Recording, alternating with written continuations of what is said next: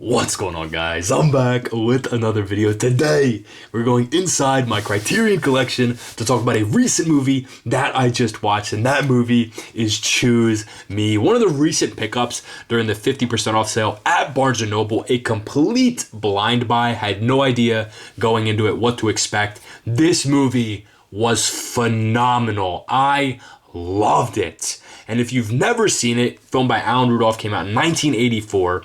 You really have three main characters. You got Genevieve Buchholz, who plays Eve. You have Keith Carradine, who plays Mickey. And then you have Leslie Ann Warren, who plays Anne. And really the whole point of the movie is you're following these three characters who are pretty much connected in their own ways to one another. And you're really just finding that, you're really watching them try to find happiness, really connection, true connection with somebody else. Love, I guess you can say. They all have their problems in their own ways. You just really just follow them, connecting with one another in their own ways. And by the end of the movie, which I'll talk about at the end, the ending was great. I love the ending of this movie. But yeah, you really just follow them trying to find human connection. Now, for me, my favorite part about this movie wasn't really the story itself. It was more about the characters. Because the thing that this film does, and what Alan Rudolph does, is he really leaves it up to the viewer to try and figure out who these characters are and what they want. Because by the end of this film, for the one character at least, I still have no idea what their true intentions were, or who they actually are, which I loved about this film. I love being able to interpret myself what is going on. And again, the director doesn't really just come out and say, okay, or it doesn't have the character say, okay, I'm doing this, I want this is who I am. You don't really get that with this movie, which I thought was absolutely brilliant. Now, what I want to do is really just talk about each of the three main characters, who I think they are, and whatnot, what I took away from them. So if you've ever seen this movie, let me know down below what your takes are on this movie, and especially the characters. I'm curious to see if you guys agree or disagree with me on anything. Now, we'll start with Genevieve Buchholz, who plays Eve. She was by far the easiest one, for me at least, to figure out who she is. And for one, she's the lounge bar owner that is in this movie that they shoot a lot of scenes in. She's also a sex worker at night, and she really is someone with a lot of commitment issues. She doesn't really have a lot of trust with a lot of people, and I think that being a sex worker plays a big role in that, for me at least, because I think that the more people that you are with, the harder it is to find that true connection. And not just in this movie, but in real life. I truly believe that the more people you're with, the harder it is to find a real, true connection. And I think that kind of takes a toll on her, as you see in this movie, or as you will see in this movie. And she honestly says multiple times that she never wants to get married. She'll never will. And I guess it's clear because she doesn't have she has commitment issues, right? And it's hard for her to trust these men. And a big part of the storyline itself was that, and I'll talk about Anne later, but Anne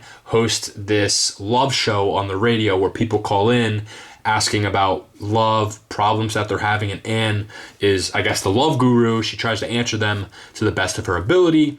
Eve calls into that show multiple times throughout this movie with a lot of problems because, again, she clearly doesn't have it all together with her relationships, and I guess that her past kind of plays a role in that as well, but I don't really think from what I remember, I don't really think they talk about her past all that much. I think it's more about her just inability to connect with men and trust them. But by the end, which I'll talk about later, you kind of see her change, but not really, which will make sense when I talk about it. But that's really who Eve is. And Keith Carradine, who plays Mickey, was the one that I still don't know who he is by the end of the movie. Because at the beginning, it starts out with him getting out of a psychiatric facility, right? He I guess not necessarily breaks out, but they kick him out. And he just gets up, leaves, and goes to this bar. He goes to Eve's Lounge. That's where he meets Eve. And I guess he meets Anne there on the same night. And then him and Anne get closer later on in the movie.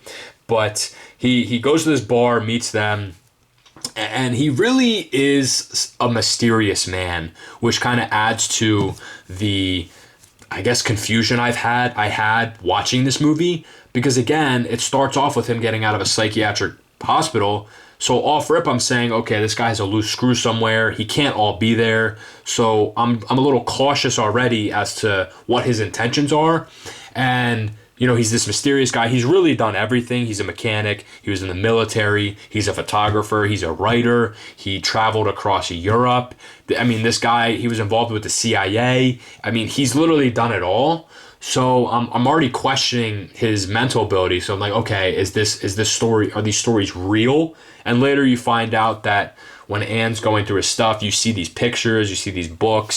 So like, okay, his story is real, but what are his intentions, right? And every single girl he meets in this film and kisses, he asks to marry him. Okay, what sane man does that? And every single time he asks them to marry him, they're like, you're crazy. He's like, I know I am. I'm crazy, but marry me. Let's go to Vegas. Let's make some money. Let's start over. Let's start something new. Like, what guy does this? What normal person does this? Like, this guy clearly has something. He has some plan or something, right? Because he openly admits to being divorced twice, not because of problems that they had together. They were other circumstances that weren't relationship related, which I guess checks out with the story that he tells. I don't want to say that. I don't want to spoil too much, but where was I going with that? I don't even know. I literally just lost my train of thought. He admits to the divorces, not being anything wrong with them. So it's like, okay, so you've been divorced twice, but yet you ask every girl you kiss to marry you? I don't know. Something ain't right here, right? And him and Eve are the two that I think had the best connection, the truest connection, I guess. By the end of the film, they end up together, sort of. And again, I'll talk about the ending, but he admitted to her saying, I'm a pathological liar. So I'm like, okay. So I'm thinking the story checks out after seeing your briefcase, but now you're saying you're a pathological liar. So what is it? Or like, I don't know. Which is awesome. I love this. I love getting to question who this guy is, because he's not even saying it, right? He's not saying anything. So, yeah, Mickey is ridiculous. And then you have Anne. Okay, now Anne is a little bit easier to understand, but by the end, again, I'm questioning her motives. So she's the one who hosts the love show, who gets called into, who people call into to ask questions about love. Eve is a frequent caller, and about maybe halfway through the film, Eve and Anne, maybe not halfway, maybe a quarter of the way in, they become roommates, not necessarily knowing who each other are. Anne ends up telling Eve that she's never lived with anybody else ever. This is her first time having a roommate. Anne's not even her real name, so she lied to Eve about that as well. And what happens is Eve calls into the show, or no, sorry, before that, Anne and Mickey comes over looking for Eve, right? So because Anne and Eve are living together. He's looking for Eve, ends up meeting Anne. They end up I guess getting together. They kind of connect there for a little bit. And again, he asked her to marry him. She's like, no, you're crazy. I can't do that. So they don't end up getting married. But after that happens on the show, following this connection, this little interaction, you could see her change a little bit. You can see her learning, right? And she literally admits to Eve, like, yeah, I did something with Mickey. We slept together. We did all this stuff. And Eve's a little frustrated with Anne, but it's almost as if Anne is admitting it, but she's not sorry for it. She honestly says she's not sorry. She didn't do anything wrong. And it's almost as if she was doing it to learn from it, which kind of plays into me questioning who she actually is and what her motives are. Because after this happens, she ends up having a talk with Eve, and she's like, yeah, I kind of lied about not ever living with anybody else before this. Anne's not my real name. And she said that she had lived with other people previously, but not as roommates. It was more for research purposes. It was more for learning purposes for the show. Which once that happened, I'm like, wait a minute. So you're telling me that she's lived with other people before for research purposes. So why is this one different? Why is living with Eve different? Right? So now I'm saying, okay, so her true intentions have to be to live with Eve, to learn. And again, she admits on the show, or maybe not on the show, but it might have been to Eve. I honestly forget at this point. But she admits to saying, I'm devoting my life to learning about men and women. Okay, so was all of that fake? Was all of this moving in with Eve fake? Was it all for learning purposes, to use that for knowledge for the show, to make money off of? I don't know. I honestly don't know. Which was a question that I had after that event. And by the end of the film, you could see her, there's a photo of her, or not a photo, there's a scene of her with glasses on, which I kind of assumed that she ended up getting punched by the one guy who she ended up coming in contact with. And again, I'm like, so is this for research purposes? Like, why would you willingly get punched for research purposes? Do you know what I mean? To learn about relationships and love. And so it's like, I don't even know what her angle is, because she has this show about love, and she clearly has and expresses her desire for true love throughout the film, and yet she never does, because she clearly has problems of herself. It's kind of ironic having a show about love when you're not even in love yourself. Do you know what I mean? So it's like her whole character is a little questionable, and by the end I'm like, I don't even really know who she is. Like, what does she even want? Do you know what I mean? So she was crazy. So those are all the three characters. Hopefully all of that made sense. Hopefully I'm talking with some sense here. But yeah, I've honestly had so much fun talking about this for the past 5 minutes. That was great. I loved analyzing this. The characters in this movie were great.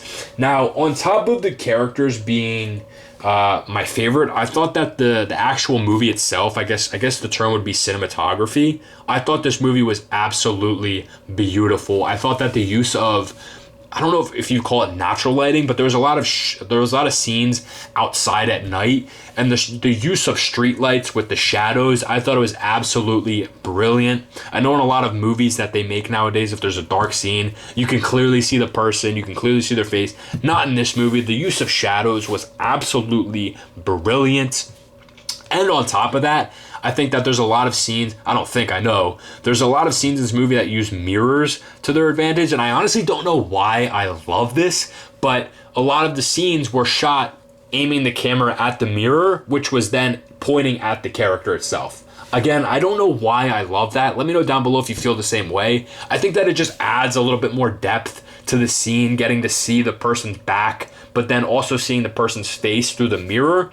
So I thought that was a nice little touch from the director itself. Now for the ending, sorry for the spoilers, skip past this, I don't know how long it's going to be, but the ending itself was perplexing to me. Well, maybe not perplexing, but it kind of added to my questioning of these characters, because again, skip through this is going to be a spoiler on how it ends, but Mickey and Eve end up getting married. They end up going to Vegas, following through with Mickey's plan.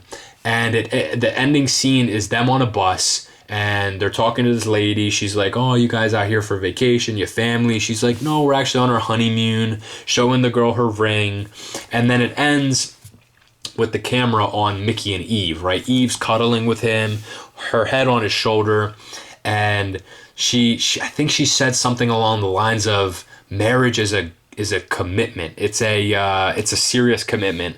And Mickey almost dodges the question and kind of answers it in his own way, in his own deceptive way, where he doesn't really answer the question, but he answers it, I guess, if that makes sense. And she puts his head back on his shoulder, and she's smiling, and then all of a sudden their eyes open, and you could see the regret on her face. She's like, holy shit, I just made a mistake. And you could see the nervousness, and you could see the panic set, like for me at least. You could see the panic set in. She's like, wait a minute, did I just make a mistake? And you could see her smile disappear. And then she tries to fake smile again, but then it disappears again. She's like, oh my God. It's like almost like it's instant regret after doing something you knew you were going to regret, but you did it anyway. That's what I think happened with her, which is kind of sad, but even because throughout the movie she's like, I'll never get married. I don't want that commitment. I can't do it. She ends up going through with the commitment with this guy she doesn't really even know, and you could see the regret there, which was, I thought that was amazing. But on the other hand, you have Mickey sitting there, and you could just see this smirk on his face, like, yeah, I got this girl. I got her trapped. She's right in my lap. I got her where I want her. So it's like, okay, now I'm questioning what this guy's intentions actually were. Because he's been divorced twice, admitted to murder, so what's his plan for this third marriage? Is he going to do something crazy again? Do you know what I mean? So it's like, that's why I thought the ending was amazing, because now it's like almost a cliffhanger, like, holy shit, what the fuck, just what did these characters even do? Like, both of them clearly have problems, and one of them never wanted to get married, and here she is. The other one was asking every girl to marry him, finally got this girl to say yes, and brilliant ending. I loved it. Hopefully this video makes sense, but I definitely recommend this movie.